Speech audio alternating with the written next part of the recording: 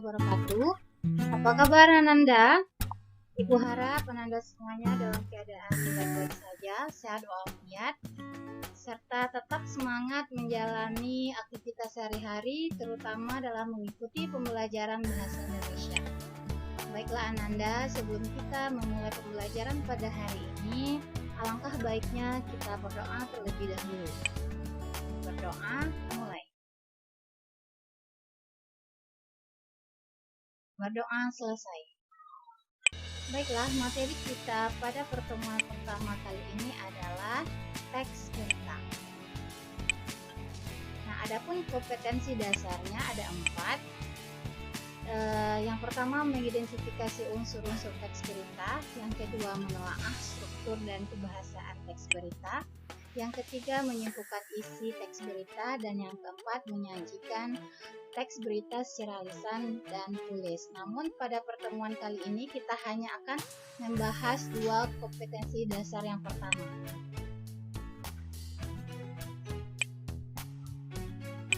Ini Ananda diharapkan mampu menemukan dan menyebutkan unsur-unsur teks berita, membuat simpulan teks berita, menelaah struktur kebahasaan teks berita, serta menyajikan teks berita baik secara lisan maupun tulis. Nah, sebelumnya kita harus memahami dulu apakah itu teks berita. Nah, Ibu yakin kita semua pasti pernah melihat ataupun mendengar yang namanya berita. Kan sekarang kita berada di zaman teknologi canggih yang mana informasi-informasi itu mudah sekali kita dapatkan. Misalnya di media sosial, Facebook, Instagram, dan YouTube itu banyak sekali berita-berita yang berseliweran yang kita konsumsi. Nah, apakah berita-berita itu benar-benar berita yang baik atau tidak? Apakah berita itu hoax atau tidak? Nah, makanya kita perlu menyaring, memfilter apa-apa aja berita-berita yang baik seperti itu. Nah, makanya pembelajaran kita tentang teks berita ini sangat penting. Nah, adapun pengertian teks berita itu sendiri adalah teks yang melaporkan kejadian, peristiwa atau informasi mengenai sesuatu yang telah atau sedang terjadi. Nah, jadi teks berita itu bisa melaporkan peristiwa kejadian masa lampau gitu. Kejadian masa lampau, masa sekarang, dan masa sekarang atau yang sedang terjadi gitu. Nah, ini adalah contoh teks berita. Ananda juga bisa membacanya lebih lengkap di LKS itu halaman 8. Nah, selanjutnya apa sih ciri-ciri teks berita gitu yang membedakannya dengan teks lain?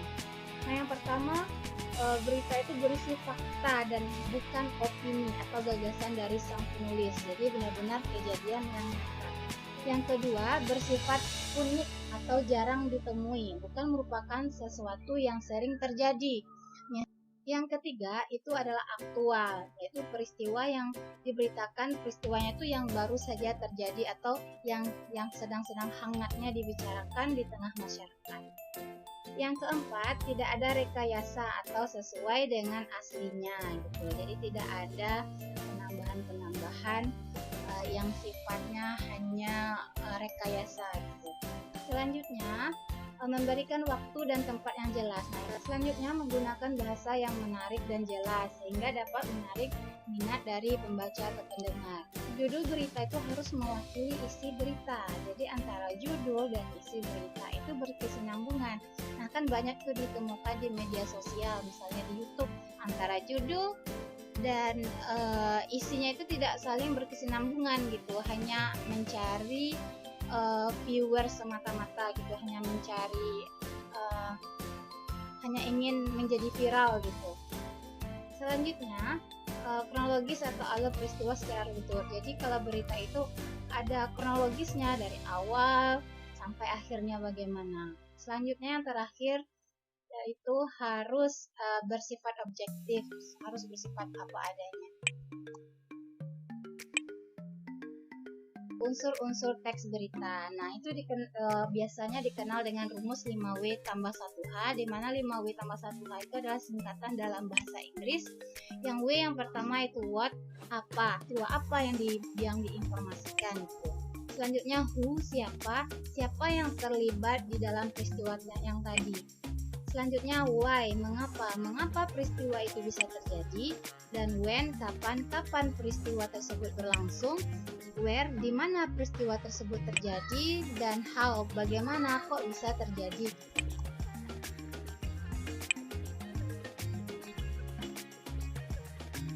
Langkah-langkah menyimpulkan teks berita.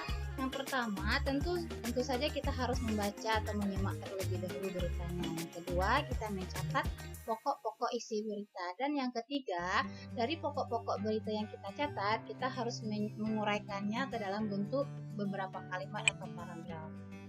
Selanjutnya, struktur teks berita. Jadi struktur teks beritanya ada 3. Yang pertama itu lead atau teras berita.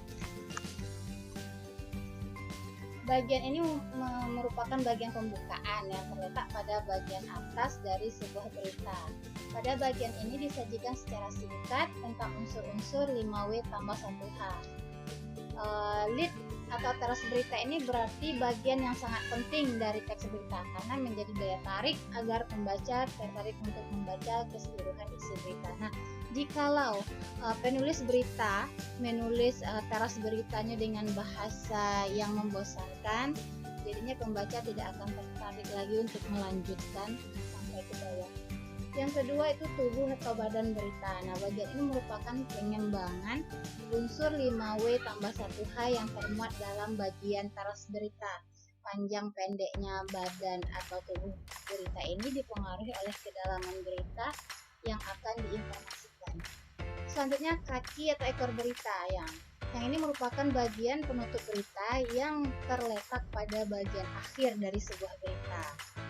Nah, bagian ini berisi tentang kesimpulan dari keseluruhan berita. Nah, struktur berita ini juga bisa kita gambarkan dalam piramida terbalik. Nah, yang sebelah atas ini memiliki bagian yang paling luas yaitu kepala berita, tubuh berita, dan bagian yang terkecil yaitu ekor berita. Nah, dengan susunan piramida terbalik seperti ini, bagian awal merupakan bagian pokok yang sangat penting dan semakin ke bawah merupakan bagian yang sifatnya cenderung tidak terlalu penting. Selanjutnya, kaidah kebahasaan teks berita. Yang pertama itu penggunaan bahasanya harus bersifat baku atau standar. Nah, jadi kita tuh harus menghindari penggunaan bahasa populer, bahasa kedaerahan atau bahasa-bahasa gaul yang sedang viral. Nah, karena bahasa-bahasa seperti itu tidak akan dipahami oleh semua kalangan. Jadi kita harus menggunakan bahasa yang standar agar bisa dimengerti oleh semua kalangan. Yang kedua, penggunaan kalimat langsung. Penggunaan kalimat langsung yang ditandai oleh 2 tanda petik ganda.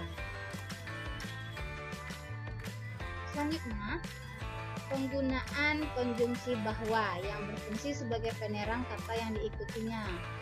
Hal ini terkait dengan pengubahan bentuk kalimat langsung menjadi kalimat tidak langsung. Misalnya, seperti ini.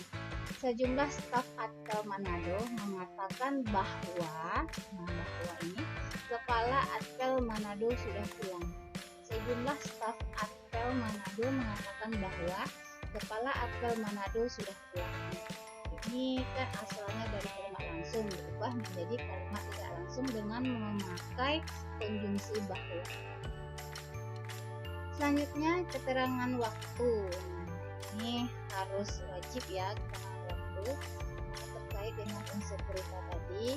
Misalnya sekitar 10 hari menjelang Lebaran, pada hari Sabtu, dan sebagainya. Selanjutnya itu penggunaan konjungsi temporal seperti kemudian, sejak, setelah, awalnya, dan pada akhir. Oke Ananda, untuk pertemuan kali ini cukup sampai kaidah kebahasan bahasa. Untuk kompetisi dasar 2 yang terakhir itu kita lanjutkan pada pertemuan minggu selanjutnya. Dan adapun tugas Ananda pada hari ini adalah sebagai berikut nih. Di antara judul di bawah ini yang merupakan judul berita yang menarik, berikanlah alasannya mengapa.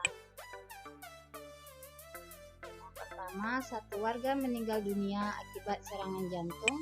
Yang kedua, petinggi Korea Selatan ditemukan tidak bernyawa di dalam hutan. Oke Ananda, sampai di sini dulu materinya. Silahkan Ananda baca-baca lagi LKS dan buku panduan yang lainnya. Dan jangan lupa kerjakan tugas, dan hari Sabtu silahkan kumpulkan penugasan. Baik Ananda, alhamdulillahirrahmanirrahim kita ucapkan. Wassalamualaikum warahmatullahi wabarakatuh.